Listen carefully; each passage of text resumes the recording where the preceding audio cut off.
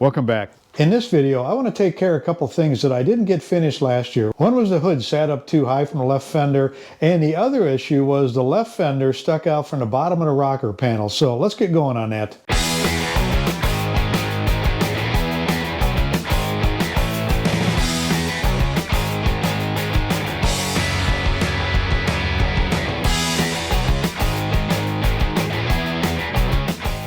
If you watch my videos on this car from a year ago, had an issue with this hood, and it's a little bit better than it was, but it still sits up higher than the fender. You got aftermarket fender, aftermarket hood, and aftermarket hinge. The other side fits nice. This side sticks up about 1/4 of an inch, so I'm going to see what I can do with this. Okay, to take the hinge off of one side without having any issues, I want to put a prop rod underneath the front to hold it up. I want to protect the windshield, so there's a scrap piece of wood put back here, and I'll put a block of wood under here to help hold it up, and then I'm going to hook a ratchet strap from the hood up to the core support so it can't slide back.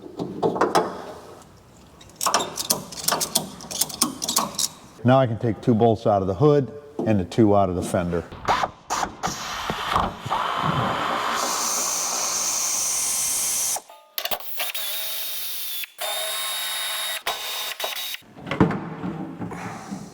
I'm going to take the die grinder and slot these holes out a little bit. I've got a little bit of room before the washers will interfere back here, but it may give me enough room to drop that down in the fender a little bit.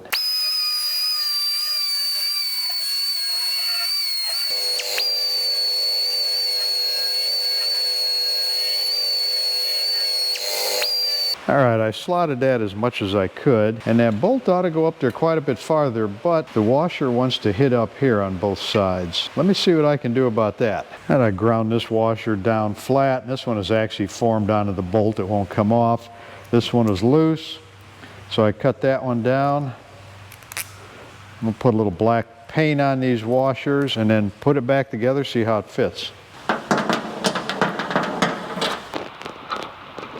All right, I think I found a lot of the issue.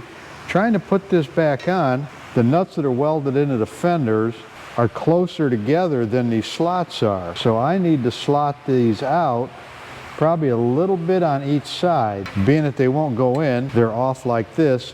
If the hinge is cocked at an angle, they'll fit. And then when you start straightening it out and sliding it down, I think it's binding up and it's not wanting to go down all the way. So I'm going to grind both of these off just a little bit, give me a little bit of room there, and hopefully that'll take care of it. At the least, it can't hurt it.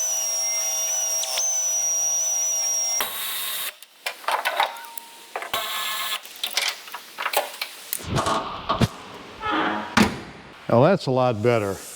Good back here. Here it's raised up a little bit, and then the front is perfect. Actually, the hood is a little bit lower than the fender. So it's just the way these parts are stamped, but the ends look good. I think it's going to be good.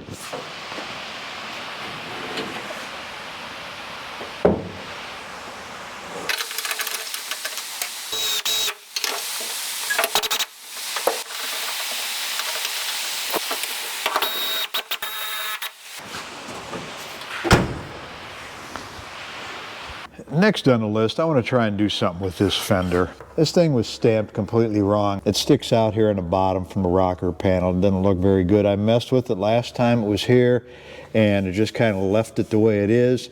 Actually, I've got the fender pushed in a little bit from the edge of the door, which I don't like, just to compensate a little bit for that. So what I'm going to try and do is brace the back side of this fender against a cowl, and I'm going to have to start beating on this with a block of wood or something. Correct way to do a restoration job if you got a bunch of aftermarket parts like this.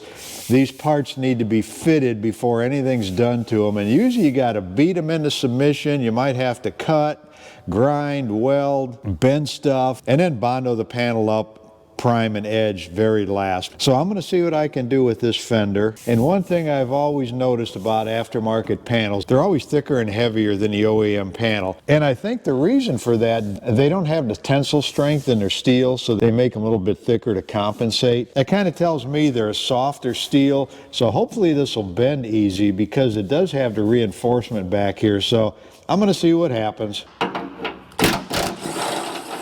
Well, there's no room to get anything behind that fender to support it. So here's what I come up with.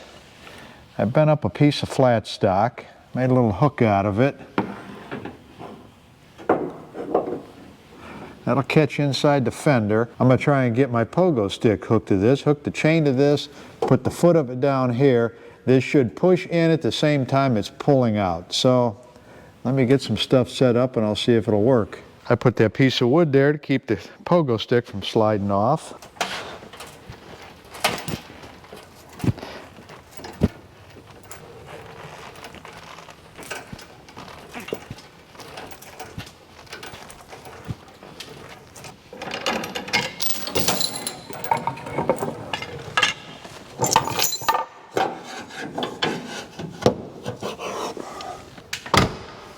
Actually, it worked pretty good. The only thing, this hook here put pressure on that inside flange and it bent it out some on the fender, and when I went to shut the door it caught that, but that's no big deal. I'll have to straighten this fender anyway. I'll finish that up. It's got this pulled out almost flush. This is pretty good. The bottom is out a little bit. I'm going to try it one more time.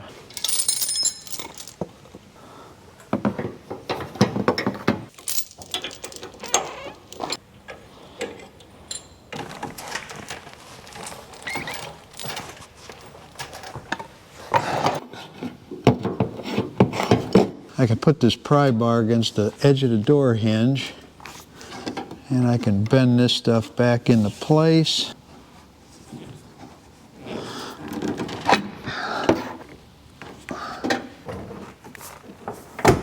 That's actually looking pretty good. I want to get this fender out just a little more right in here. Let's see if I can get my hook right there.